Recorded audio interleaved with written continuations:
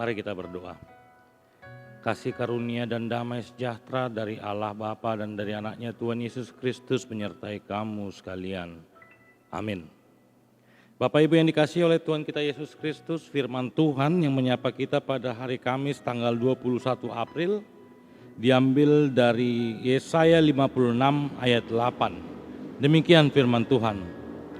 Demikianlah firman Tuhan Allah yang menghimpun orang-orang Israel yang terbuang.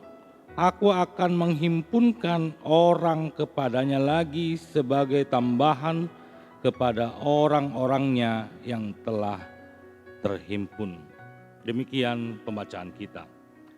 Bapak Ibu yang dikasihi Tuhan kita Yesus Kristus, untuk dapat kita memahami teks ini secara keseluruhan, kita harus memahami latar belakang keadaan bangsa Israel. Bangsa Israel pada saat itu pada masa pembuangan. Mereka mengalami penderitaan, mereka mengalami penindasan. Oleh sebab itu melalui pembacaan kita ini adalah seruan Tuhan melalui Nabi Yesaya kepada bangsa Israel bahwa Tuhan berjanji kepada bangsanya untuk melepaskan mereka, untuk membebaskan mereka dari pembuangan. Akan tetapi untuk mendapatkan pembebasan itu, untuk mendapatkan janji keselamatan itu, kalau kita melihat teks kita secara utuh dari ayat 1 sampai 8, Nabi Yesaya melalui teksnya ini mengingatkan bangsa Israel bahwa janji Allah akan dipenuhi jikalau bangsa itu di ayat 2 sampai 6 dikatakan memelihara Sabat dan selalu beribadah kepada Allah.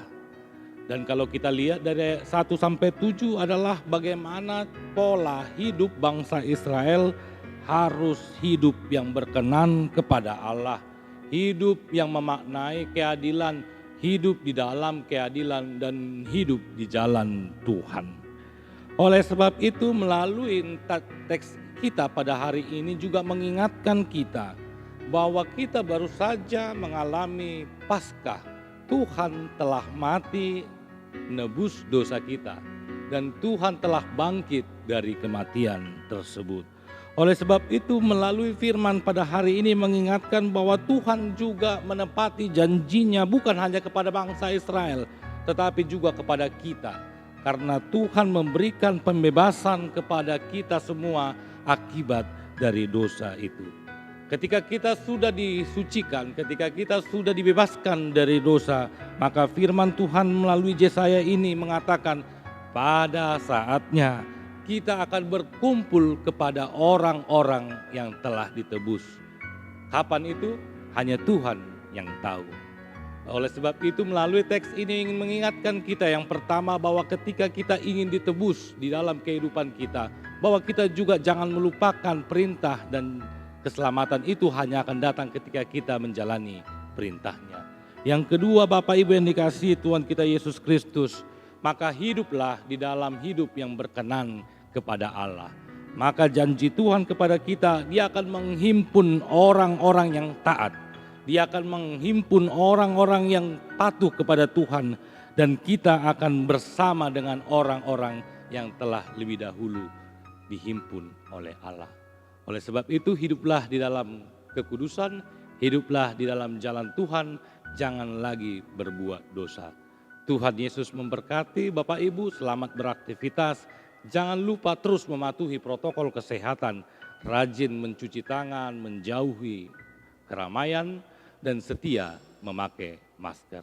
Amin, Tuhan memberkati. Terima kasih ya Tuhan atas firman yang telah kami dengarkan. Kami mendapatkan penguatan, kami mendapatkan berkat yang daripada-Mu.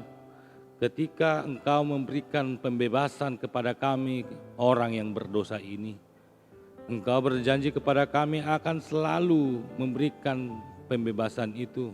Akan tetapi kami diingatkan oleh perantara Nabi Yesaya bahwa kami harus hidup kudus. Kami harus selalu beribadah kepada Allah. Kami harus hidup di jalan Tuhan. Kuatkan kami menjalani kehidupan ini agar kami dapat dikumpulkan menjadi orang-orang kudus Inilah doa kami, di dalam nama Allah Bapa kami berdoa dan mengucap syukur. Amin. Anugerah dari Tuhan kita Yesus Kristus dan kasih setia dari Allah Bapa dan persekutuan Roh Kudus menyertai kamu sekalian. Amin.